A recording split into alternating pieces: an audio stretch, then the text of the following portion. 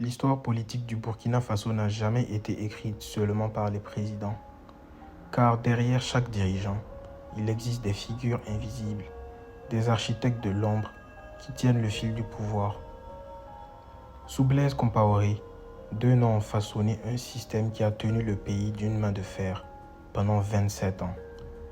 Le général Gilbert Diendéré, stratège militaire et bras armé, et François Compaoré, le frère cadet, surnommé le Petit Président, qui orchestrait les intrigues politiques et financières. L'un incarnait la force brute, l'autre la stratégie silencieuse. Ensemble, ils ont constitué un triangle d'influence avec Blaise, où l'ombre valait souvent plus que la lumière. Mais en 2025, alors que la justice tente encore de solder les comptes du passé, leur nom continue à hanter l'actualité.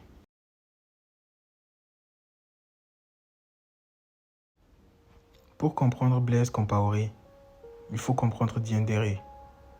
Depuis le coup d'État d'octobre 1987 qui coûta la vie à Thomas Sankara, il fut l'exécutant discipliné, le gardien du régime, l'homme qui veillait à ce que tout reste sous contrôle.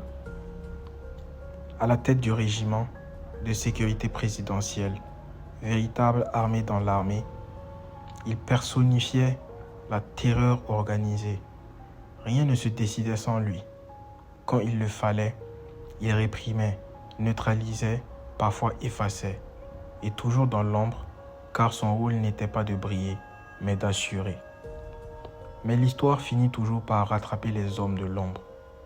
En 2022, la justice le condamne à perpétuité pour l'assassinat de Sankara et à 20 ans supplémentaires pour l'affaire Boukari Dabo, étudiant tué sous la torture.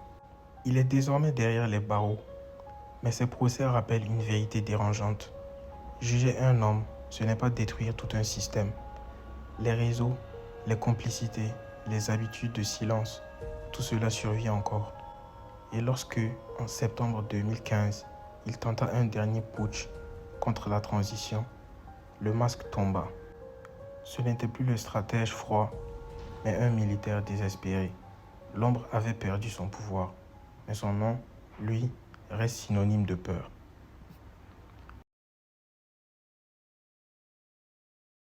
S'il y a une main armée, il y a aussi un cerveau discret. François Compaoré, frère cadet de Blaise, n'a jamais occupé de fonction officielle flamboyante. Mais son surnom, le Petit Président, dit tout. Il gérait les réseaux économiques, les alliances souterraines, les jeux de coulisses, pendant que Blaise se présentait au monde comme un diplomate respectable. François consolidait le pouvoir dans l'ombre. Mais son nom reste marqué d'une tache indélébile, l'affaire Norbert Zongo, car tout a commencé par l'assassinat de son chauffeur, David Ouedraogo, mort sous la torture. Et c'est en enquêtant sur ce drame que Zongo fut tué en 1998. Depuis, le nom de François est inséparable du combat pour la vérité. En 2020, la France avait accepté son extradition vers le Burkina Faso. Mais en 2023, la Cour européenne des droits de l'homme bloque la procédure, invoquant le risque de traitement inhumain. En décembre de la même année, le décret d'extradition est annulé. Résultat, en 2025, François est toujours en exil, entre procédure administrative et refus de visa. Libre, mais prisonnier de l'ombre de son passé. Et là encore, le paradoxe frappe. L'homme surnommé le Petit Président n'a jamais été jugé, mais il reste prisonnier d'une image, celle d'un frère trop proche des scandales pour espérer l'oubli. Le régime Compaoré, ce n'était pas un président seul, c'était un triangle de pouvoir. Blaise donnait la façade politique et diplomatique. Diendéré garantissait par les armes que rien ne bouge. François organisait les réseaux financiers et politiques. Ce système n'était pas improvisé, c'était une mécanique précise, huilée, implacable. Et c'est elle qui a permis à un régime autoritaire de durer près de 3 décennies. Mais, comme toujours, plus un pouvoir se bunkérise, plus il devient fragile. En 2014, Quand le peuple s'est soulevé, le triangle s'est brisé. Blaise s'est enfoui, François s'est réfugié, Diendéré a chuté.